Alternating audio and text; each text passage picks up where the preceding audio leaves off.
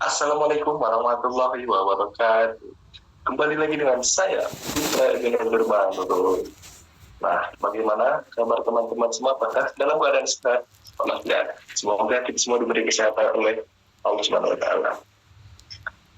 Pada pertemuan kali ini, kita akan membahas tentang pembukuan dalam akuntansi pajak. Yang sebelumnya adalah minggu pertama kita dalam materi akuntansi perpajakan. Yang pada minggu ini yaitu pembukuan dalam akuntansi pajak. Langsung saja kita kepada materi yang akan kita bahas. Yang pertama yaitu pengertian pembukuan dalam akuntansi pajak. Pembukuan dalam akuntansi pajak merujuk pada proses pencatatan dan pengelolaan transaksi yang berkaitan dengan kewajiban perpajakan yang dimiliki oleh perusahaan atau individu.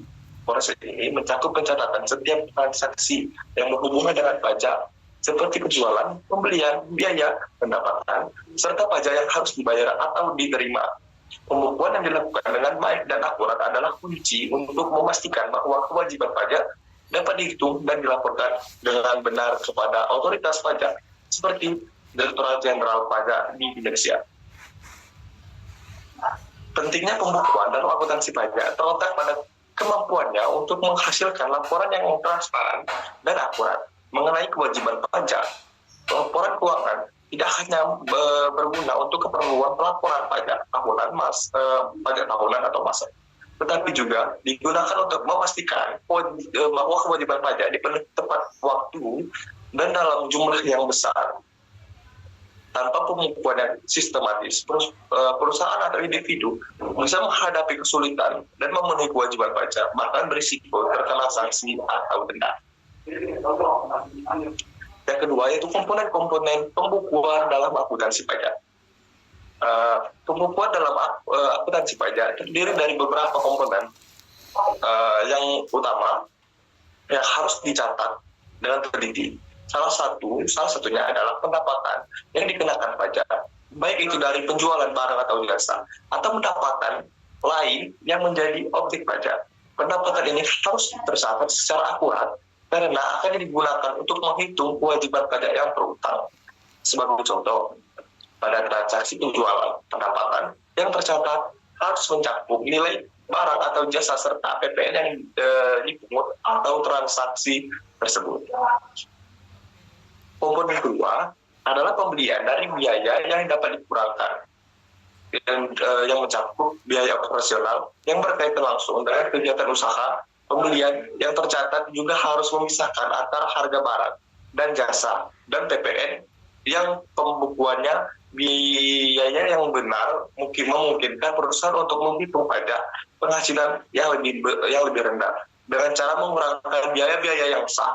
Komponen yang salah penting adalah pajak penghasilan PPh yang terutang, baik itu PPh pasal 21 untuk karyawan, PPh pasal 23 untuk pembayaran dividen dan royalti, dan PPh pasal 25 yang merupakan angsuran pajak bulanan yang harus dibayar oleh wajib pajak. Setiap jenis PPh ini harus tercatat dengan jelas dalam pembukuan pajak agar tidak terjadi kesalahan dalam perhitungan. Selanjutnya yaitu prinsip-prinsip pembukuan dalam akuntansi pajak. Pembukuan dalam akuntansi pajak tidak hanya sekedar mencatat transaksi, tetapi juga harus mengacu pada prinsip-prinsip tertentu untuk memastikan ketetapan dan keakuratan dalam pelaporan pajak. Prinsip pertama yang perlu diterapkan dalam pembukuan pajak adalah prinsip keterbukaan. Keterbukaan mengharuskan setiap transaksi yang mempengaruhi kewajiban pajak dicatat secara transparan,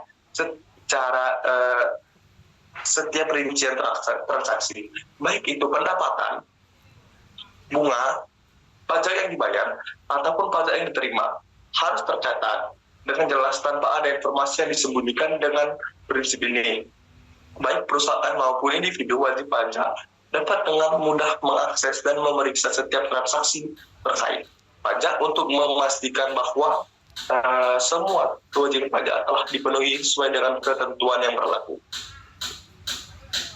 Selanjutnya yaitu transaksi tidak melakukan pembukuan dan pencatatan. Menurut UU KUP nomor Nomor 16 tahun 2009, pasal 38 sampai 39, saksi bagi wajib pajak dengan sengaja tidak menyelenggarakan pembukuan dan penghitungan pajaknya akan dilakukan dengan penggunaan norma perhitungan penghasilan itu dan tambahkan sanksi kenaikan sebesar 50% dari pajak yang kurang dibayar.